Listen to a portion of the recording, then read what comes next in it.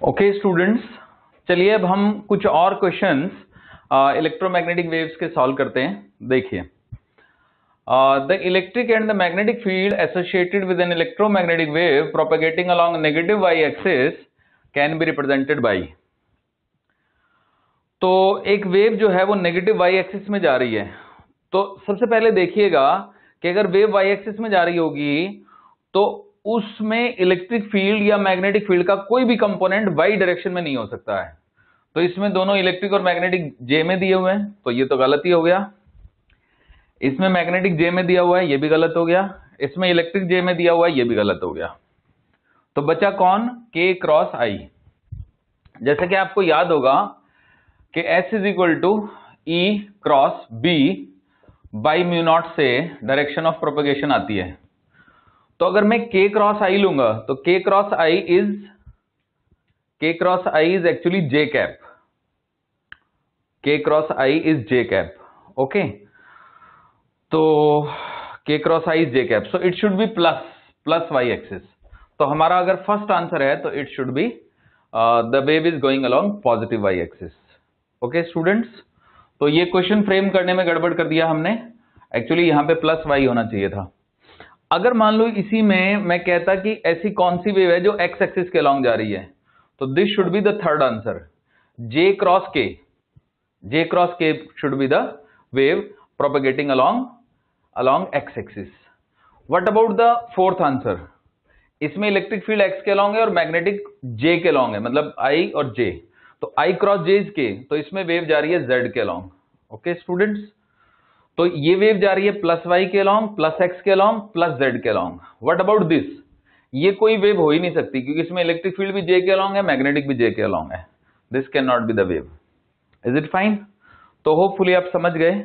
आगे बढ़ते हैं। देखिए,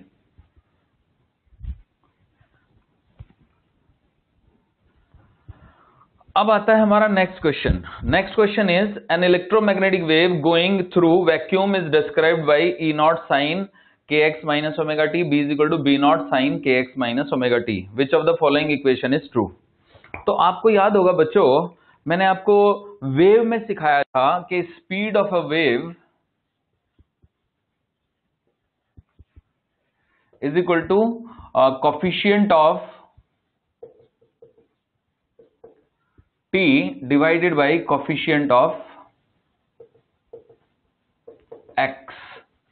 एक्चुअली अगर वेलोसिटी निकालनी है तो माइनस लगाना होता है, बट मुझे वेलोसिटी नहीं चाहिए, स्पीड चाहिए। तो कोफिशिएंट ऑफ t यहां पे क्या है? कोफिशिएंट ऑफ t है यहां पे ओमेगा और कोफिशिएंट ऑफ x है यहां पे k। सो स्पीड के लिए माइनस नहीं देखूंगा मैं, तो it is omega by k। But students याद करो, एक ईएम वेव के लिए E naught by B naught भी तो स्पीड ऑफ ईएम वेव होती है। तो speed of wave is E naught by B naught which is coefficient of T divided by coefficient of X, omega by K. तो अगर मैं multiply कर दूं तो K into E naught is equal to omega into B naught. So which answer is correct? First answer is correct. I hope you got it. तो E naught into हो गया omega is equal to B naught into K, ये सब dimensional ही गलत है। Clear? तो हमारा first answer आ जाता है। तो उम्मीद है आप ये क्वेश्चन भी समझ गए। तो चलिए आगे बढ़ते हैं।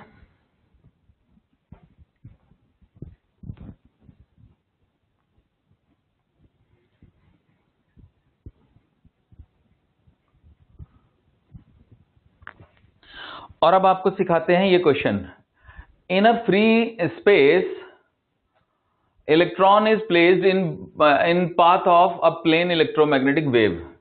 It will start moving along centre of earth, equator of earth, magnetic field, electric field. बच्चों आंसर है इलेक्ट्रिक फील्ड। तो ये कैसे होता है मैं जरा समझा देता हूं आपको। सपोज करें कि ये एक मेटल का कंडक्टर है, और मतलब ये मेटल कंडक्टर है और एक ईएम वेव ऐसे आ रही है। This is the electric field, although it also has some magnetic field, right? तो ये मैग्नेटिक फील्ड भी है इसमें।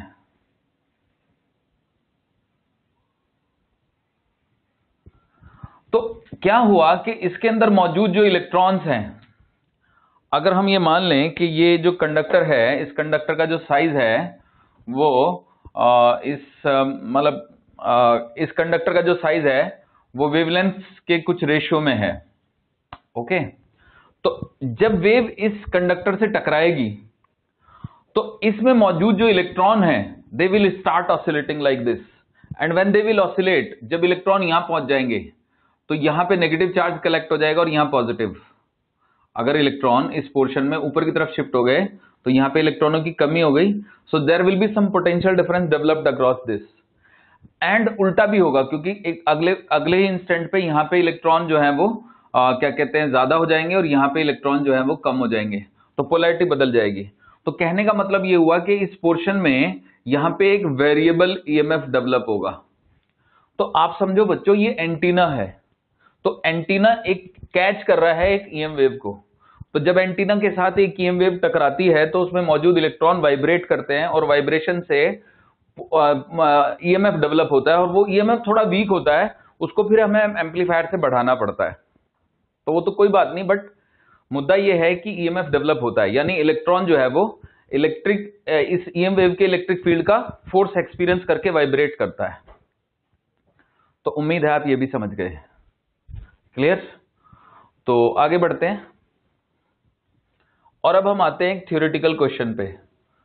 तो ये थोड़ा सा डिफिकल्ट लेवल का क्वेश्चन है बच्चों, देखिए। क्वेश्चन ये है कि for an electromagnetic wave EY is equal to E naught sine K into X minus C T, BZ is equal to B naught sine K into X minus C T, using Faraday's law prove that E naught by B naught is C। Faraday law का इस्तेमाल करते हुए prove करो कि E naught by B naught C होगा। तो try करते हैं प्रूव करने की। ओके, देखिए y मान लेते हैं कि x एक्सिस है, ये y एक्सिस है। ओके, और यहां पे मैंने एक रेक्टेंगुलर लूप कंसीडर कर दिया है। This is the rectangular loop which I am considering.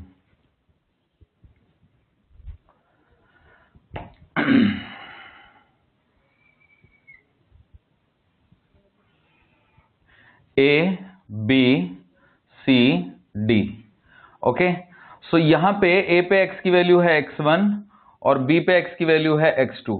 Okay बच्चों, और ये लेंथ हम L ले लेते हैं। Let us assume this length to be L। तो what I am going to do is I am going to apply Faraday law। What is Faraday law? So Faraday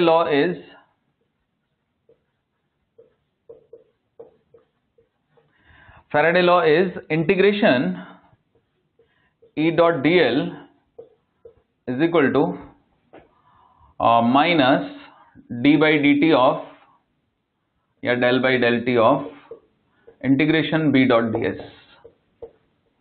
ये surface हो गया, ये loop हो गया। This is the Faraday law. Okay बच्चों, मतलब integral वाले फॉर्म में तो यही लॉ है ये। तो पहले मैं लेफ्ट हैंड साइड की कैलकुलेशन करता हूं, LHS। So what is LHS? LHS is integration E dot dl।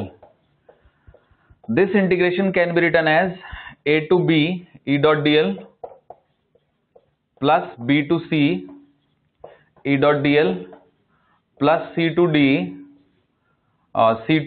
E dot dl plus D to A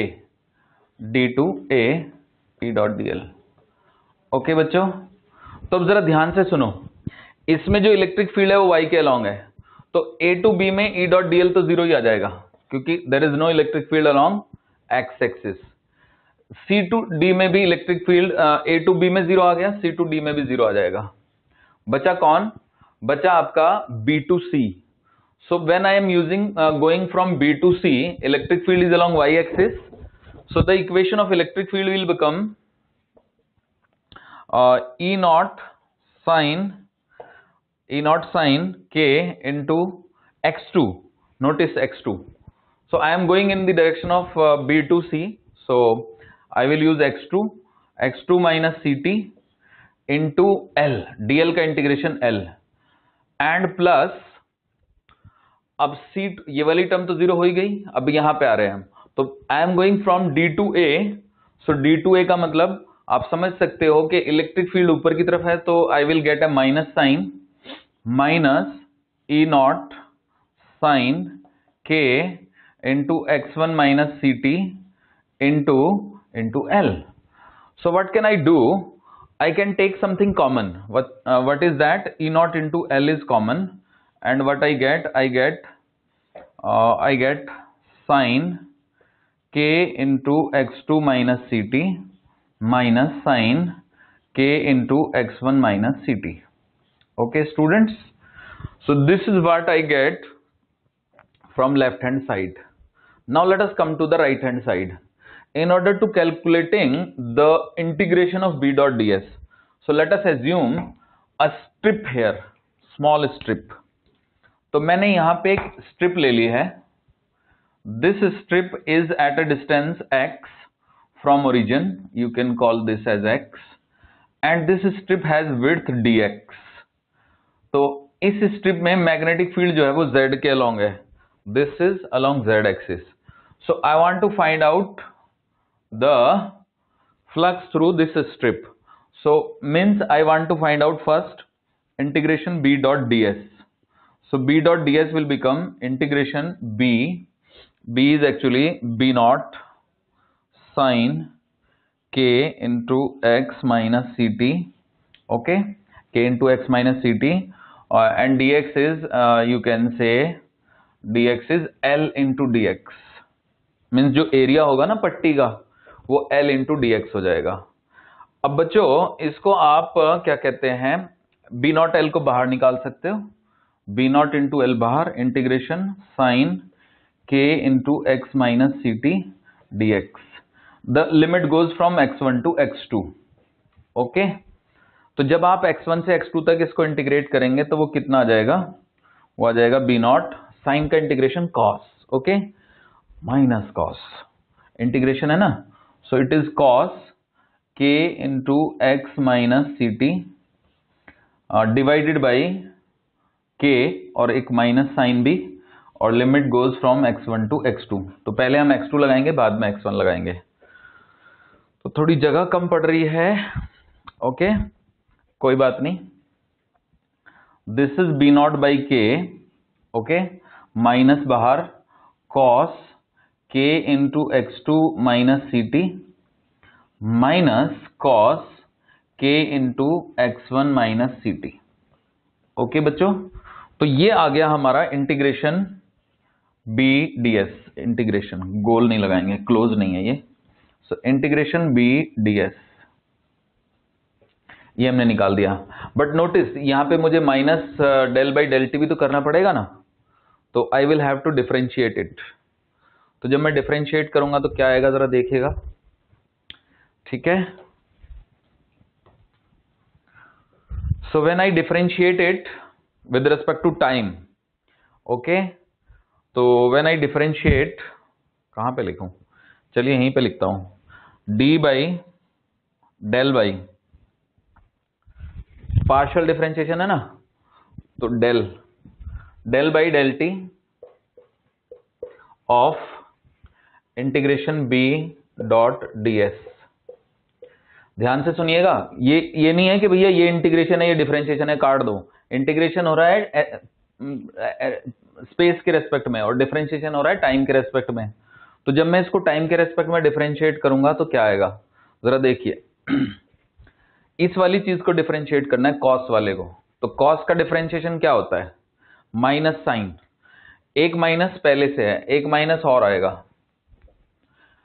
एक माइनस पहले से है, एक माइनस कॉस का डिफरेंशिएशन होता है, एक माइनस माइनस सी के चलते आएगा. तो इफेक्टिवली माइनस ही हो जाएगा वो.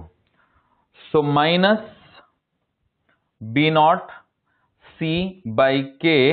ओके, इंटू एक और के आएगा क्योंकि के सी आएगा, इंटू के. ओके, क्योंकि देखिए टी का जो कोफिशिएंट है वो सी भी है और के भी है, right. Into sine k into x2 minus C T. And ये वाली लाइन में हटा देता हूं बच्चों.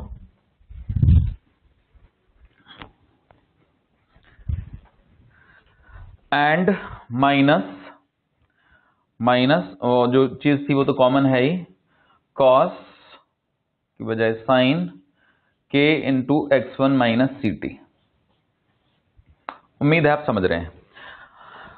ध्यान दीजिएगा, ये टाइम के रेस्पेक्ट में डिफरेंशिएट किया है मैंने, तो टी का जो कोफिशिएंट है वो kc था, तो kc बाहर आ गया। ओके, अब इसका माइनस करना है, तो माइनस कर दिया तो ये प्लस हो गया। अब ये क्या था, ये था इंटीग्रेशन ई डॉट डीएल, याद है बच्चों? तो इंटीग्रेशन ई डॉट डीएल मतलब इस चीज को और इस चीज को इक्वल पुट करना है ना, यही तो हमारा फैराडे लॉ है। तो अब जब मैं इन दोनों को इक्वल पुट करता हूं, मतलब इसको इसके इक्वल, राइट? ठीक है,